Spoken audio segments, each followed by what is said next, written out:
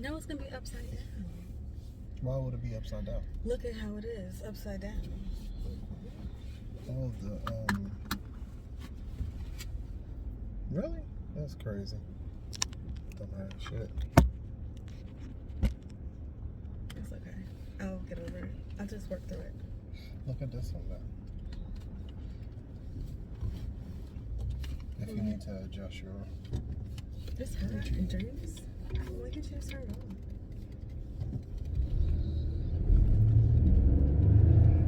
Alright, I mean, I don't know what you want to talk about though. Everything, You're man. not following this direction. I am, babe. Man, but you just... So, hi everyone. It's been a long time. It's been a minute. Yeah.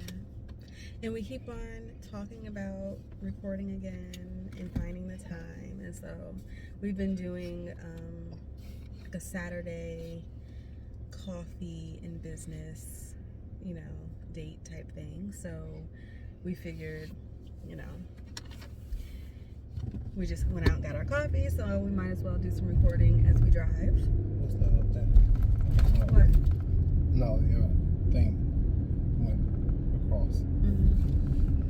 So, since we last recorded, I don't even know what month that was. We just tell the people, man. We've been going through. We live in Baltimore now first. Like, did we tell them that? I don't think so.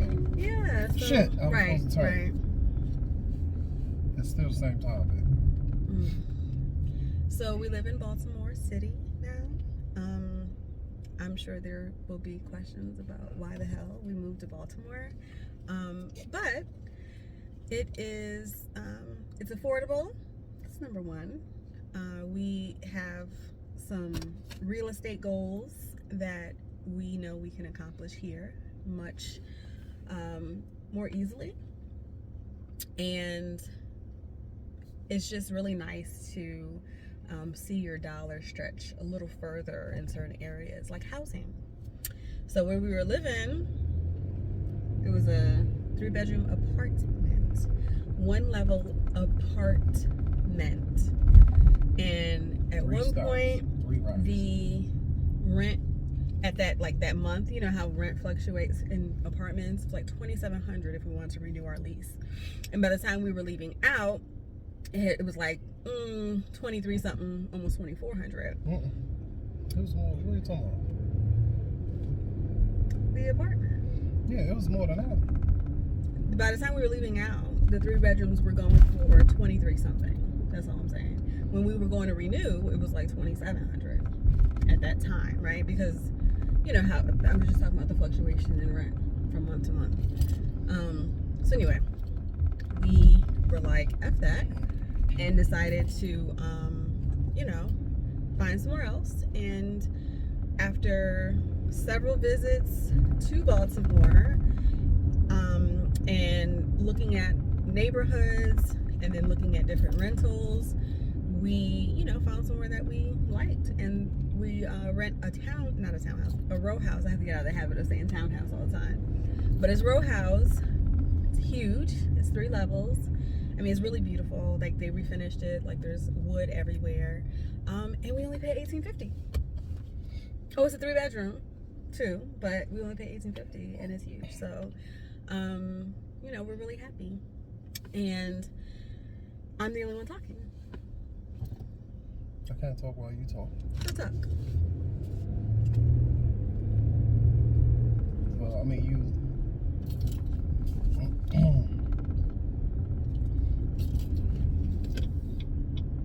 I guess he has to focus so he doesn't miss the turn again. So let's see. I think most things are going well. Business, first of all, there's so many opportunities here for business.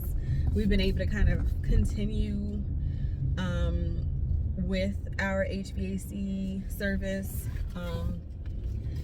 Obviously there's homeowners here, there's landlords here, and we work with warranty companies and stuff. Yeah, it is. And a lot of our customers look like us too now. And this happens to be a city that, like, there's not a lot of those black folks who are like, oh, I'm not going to support a black business. Kind of hard not to hear. But also, I feel that our folks are, like, they look out, when possible. Like, there's just a different level of respect, I think, amongst us. And I like it. So business is good. We're expanding our business. We actually have finally been able to branch out here in the state of Maryland because we live here. And so we're waiting for our paperwork to come through to finalize it. But we will be ECA Heating and Cooling of Baltimore.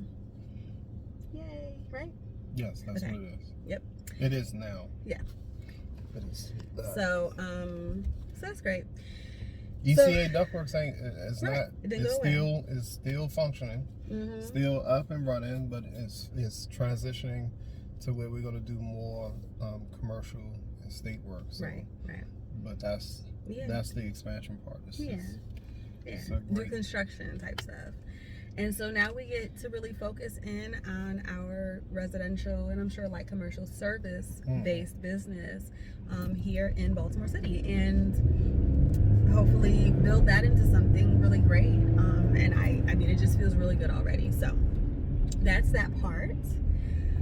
Family wise, I think well, so there's still a lot of great things happening in family outside of the challenges, because